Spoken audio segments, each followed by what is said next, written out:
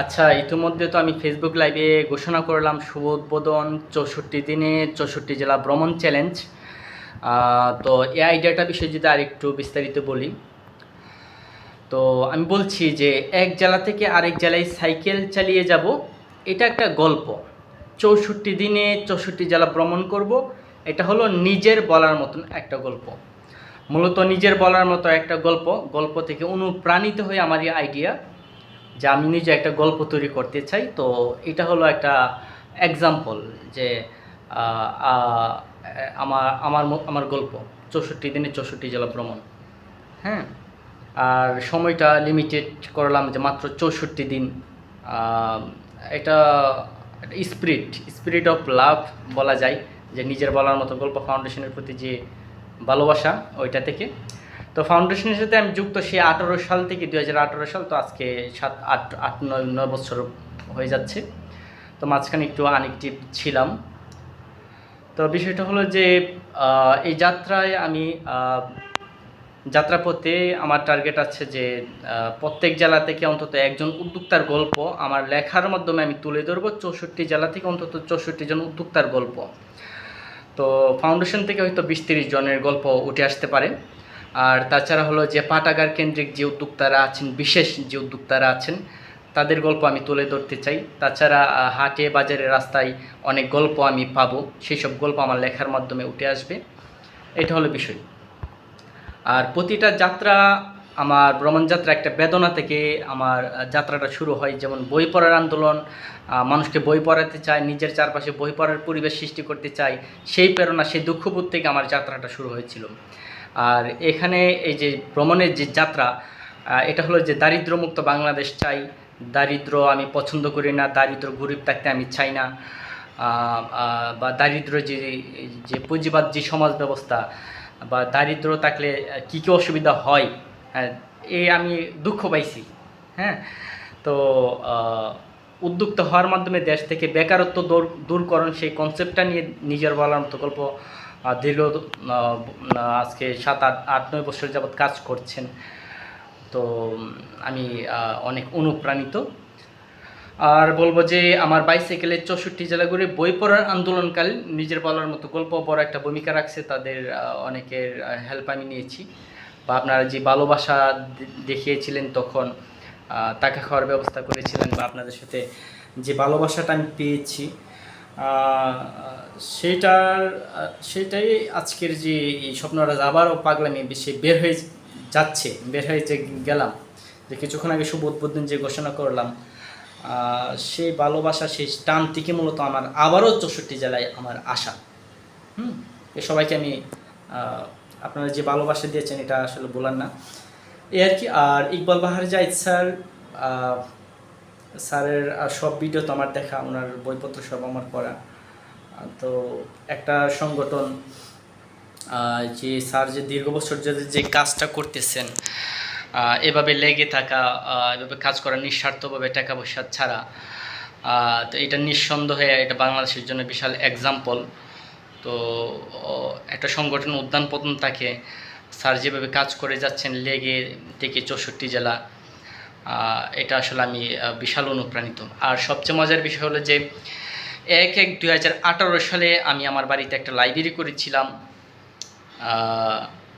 এবং আমি শপথ গ্রহণ করেছিলাম ওই দিন যে আমি আমার জীবনটাকে চেঞ্জ করতে চাই, পরিবর্তন করতে চাই।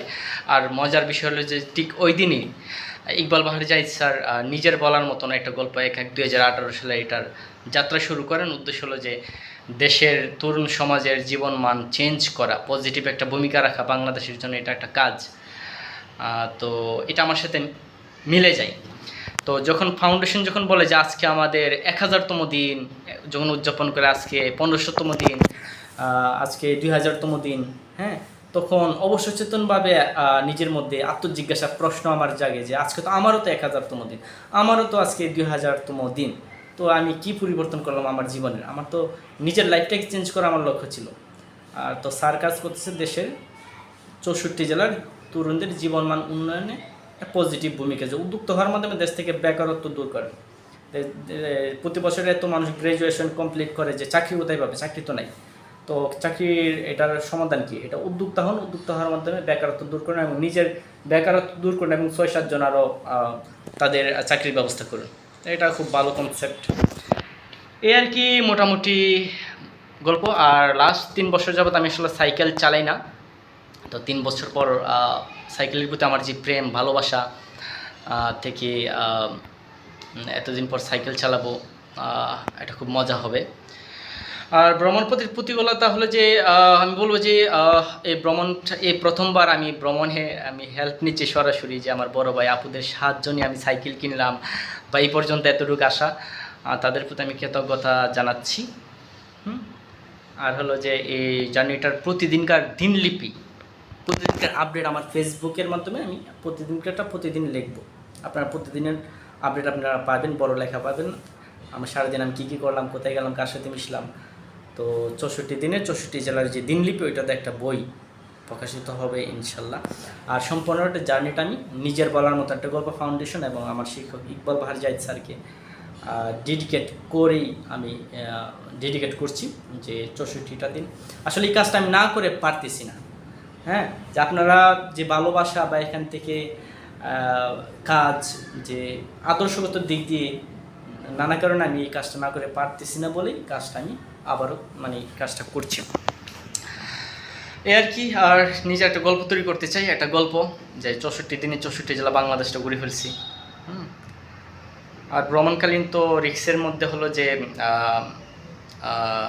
বয়ে লাগে এতটুকুই যে রাস্তার মধ্যে বাস ট্রাক কোনখান থেকে যে কি সামান্য একটা ধাক্কা লাগবে, আমার সাইকেল কোথায় যাবে, আমি কোথায় যাবো, এটা একটু বই কাজ করে। আর তেমন কোনো বই নেই। আর যাত্রাপথটা একটু সচেতন থাকতে হবে যে আমি তো যেহেতু রাত্রি যাপনটা আমি কারো বাড়িতে দোকানে মসজিদে এইভাবে সারভাইভ করি, কোথাও আমি টাকাদা থাকি না, এটা আমার ভ্রমণের একটা বিশেষ রুল। তো এই ক্ষেত্রে মশার কামড় যেন না খাই, ওইটা নিশ্চিত করতে হবে। তো মশার ইউজ বা এটার একটা পদক্ষেপ নিতে হবে যে মশার কামড় খাবো না। এই আর কি মোটামুটি। তো আপনাদের সাথে পথে পথে দেখা হচ্ছে 64 দিন, যেহেতু আমার সময় কম, আপনারা সাড়া দিবেন, দেখা সাক্ষাৎ হবে। 64 দিনে 64 জেলা ভ্রমণ, সাহসটুকু করলাম, নিজের বলার মতো একটা গল্প তৈরি করতে চাই এই ভ্রমণের মাধ্যমে। এতটুকুই আর কি। এই আর কি মোটামুটি। আর কি বলবো, এতটুকুই। তো আজ এখন পর্যন্ত এতটুকুই বলে রাখছি। বাকিটা পথে পথে আপনাদের সাথে দেখা হবে, আপডেট জানানো হবে এবং সব মিলে একটা এনার্জেটিক একটা জার্নি হবে। আর ভ্রমণে তো সোজা না, ভ্রমণ করার আগে অবশ্যই ভ্রমণ বিষয়ে পড়াশোনা করতে হবে। তারপর সাইকেল চালাতে হলে আগে 1-2 দিন সাইকেল চালান, 2-3 দিন সাইকেল চালিয়ে 1-2টা জেলা ঘুরে আসেন, তারপরে 64 জেলা ভ্রমণের সাহসটুকু করবেন।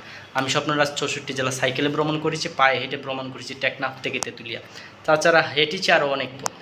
তো আমার এক্সপিরিয়েন্স অভিজ্ঞতা সম্পন্ন একজন পার্সন। স্বপ্নরাজ আসতেছে 64 জেলা, তো দেখা সাক্ষাৎ হবে। আপাতত এই কথা বলা হয় যে ভ্রমণে তো সোজা না, পড়াশোনা করতে হবে তারপর ভ্রমণ, আগে বই পড়ুন তারপর ভ্রমণ। জায়গায় একটা গল্প তৈরি করছি, 64 দিনে 64 জেলা ভ্রমণ, অনুপ্রেরণা, নিজের বলার মতন একটা গল্প। Thank you so much. আসসালামু আলাইকুম।